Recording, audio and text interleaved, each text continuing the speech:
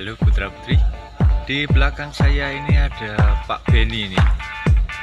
Nampaknya lagi menyirami tanaman. Halo Pak Beni. Halo Pak Beni. Sedang siram-siram tanaman nih. Oke, iya. Biasanya Bang Thomas ini Pak Beni. Oh gitu. Ikannya pada kemana ini? Ikannya dipindahkan kolamnya baru. Oh iya, dipindahkan ke Pak situ ya. Oke. Terima kasih Pak Beni atas bincang-bincangnya. Selamat pagi, selamat bekerja Pak Beni. Halo Pak Widodo. Halo Pak Widodo, sedang ngapain? Oh, sedang ngetik ya di laptop. Iya. Terima kasih Pak Wid. Pak Aris lagi ngapain nih Pak Aris? Masukkan nilai. Oh, lagi masukkan nilai ya di daftar nilai. Oke, terima kasih Pak Aris. Selamat lanjut. Di awal video tadi kalian telah menyaksikan ada Pak Beni menyiram tanaman di halaman sekolah, ada Pak Widodo yang sedang bekerja di laptop, Pak Aris yang sedang menyalin nilai-nilai kalian di daftar nilai. Semua kegiatan yang mereka lakukan itu memerlukan alat gerak sehingga mereka dapat melakukan semua kegiatan itu. Kalian juga demikian, kalian dapat melakukan segala aktivitas kalian karena memiliki alat-alat gerak atau organ-organ gerak. Pada video pembelajaran kali ini kita akan belajar tentang organ gerak pada tubuh kita, pada tubuh manusia. Baik Putra Putri, organ gerak tubuh manusia itu terdiri dari dua macam, yaitu organ gerak aktif dan organ gerak pasif. Organ gerak aktifnya adalah otot, sedangkan organ gerak pasifnya adalah rangka. Rangka pada tubuh manusia dibangun atas tulang-tulang. Pada manusia dewasa ada 206 buah tulang yang saling terikat dan berkaitan. Nah, pengikatnya ini atau penghubungnya ini kita sebut sendi. Tulang-tulang pada manusia ini merupakan organ gerak pasif, artinya tulang atau rangka ini tidak dapat bergerak tanpa digerakkan oleh otot. Nah, selain fungsinya sebagai alat gerak pasif tersebut, rangka pada tubuh kita juga memiliki banyak fungsi. Antara lain, satu, memberi bentuk tubuh. Ada yang tinggi, ada yang pendek, ada yang tubuhnya lebar, ada yang tubuhnya langsing. Yang kedua, sebagai tempat untuk melekatnya otot-otot. Yang ketiga, sebagai penyokong badan atau memelihara sikap tubuh. Misalnya ketika kita duduk dan ketika kita berdiri.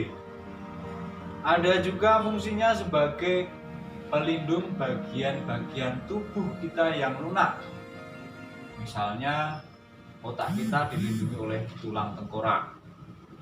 Misalnya jantung kita dilindungi oleh rusuk-rusuk. Paru-paru kita dilindungi oleh tulang rusuk dan lain sebagainya. Lalu pada tulang belakang berfungsi sebagai tempat pembentukan sel-sel darah merah. Kemudian juga yang keenam, fungsinya adalah sebagai tempat pembentukan limfosit B atau fungsinya sebagai imunologis. Ya. Dan yang ketujuh adalah sebagai tempat menyimpan kalsium. Kalian tahu kalsium ini sangat berperan penting dalam proses pembekuan darah. Itu salah satunya. Baik Putra Putri kelas 5, di awal video tadi Bapak sudah menyampaikan bahwa rangka pada tubuh kita tersusun dari banyak tulang. Tulang-tulang tadi kemudian dihubungkan oleh sistem persendian atau artikulasi. Sekarang mari kita lihat sistem persendian pada tubuh manusia. Putra-putri, berdasarkan arah gerakannya, sendi atau sistem persendian pada tubuh kita dibedakan menjadi 5 macam. Yang pertama adalah sendi putar. Yang kedua adalah sendi peluru. Ketiga adalah sendi pelana. Yang keempat, sendi engsel. Dan yang kelima adalah sendi geser atau luncur. Lalu berdasarkan sifatnya, sendi dapat dibedakan menjadi 3 macam. Yang pertama adalah sendi sinartrosis atau biasa disebut sebagai sendi mati, artinya tidak memungkinkan gerakan. Yang kedua adalah amfiartrosis, yaitu sendi yang memungkinkan sedikit gerakan. Dan yang ketiga adalah sendi diartrosis, ini memungkinkan gerakan yang banyak. Untuk lebih jelasnya, putra-putri silahkan memperhatikan teks berikut ini.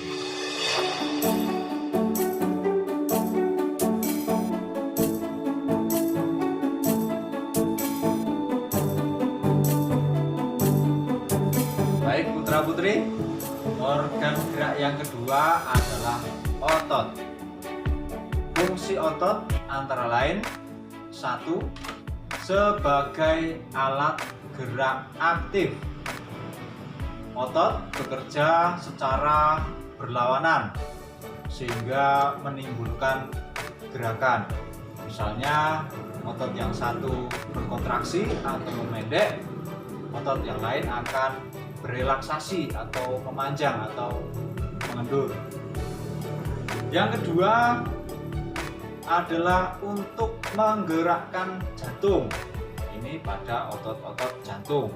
Kalian tahu, kalau jantung kita tidak bergerak, darah juga tidak akan mengalir ke dalam tubuh kita. Yang ketiga adalah untuk mempertahankan postur. Misalnya kepala tetap tegak dan tulang belakang juga tetap tegak. Yang keempat adalah menghangatkan tubuh atau termogenesis.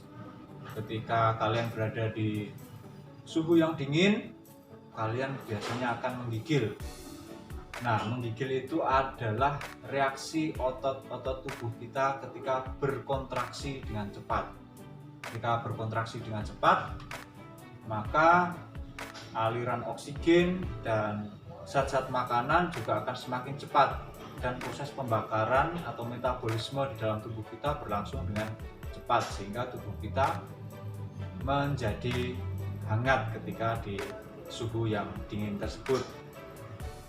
Lalu fungsi otot yang berikutnya adalah mengalirkan darah. Tentu saja untuk mengalirkan darah ini melalui pembuluh-pembuluh darah. Nah, otot pembuluh darahlah yang berfungsi untuk mengalirkan darah ke seluruh bagian tubuh kita. Dan fungsinya yang keenam adalah sebagai tempat untuk menyimpan cadangan makanan di dalam tubuh kita. Itulah tadi 6 fungsi otot. Mari kita lihat ada berapa jenis otot pada tubuh manusia.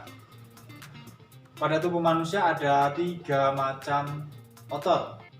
Yang pertama adalah otot polos, yang kedua adalah otot lurik, dan yang ketiga adalah otot jantung.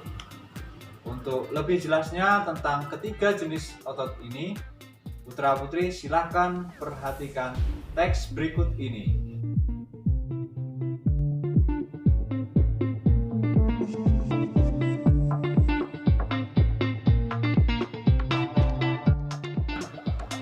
Macam-macam gerak otot dapat kalian pelajari pada teks berikut ini.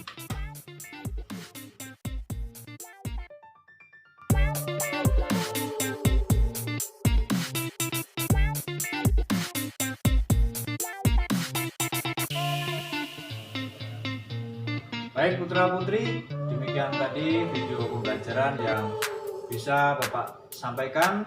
Semoga dapat membantu kalian dalam belajar dari rumah.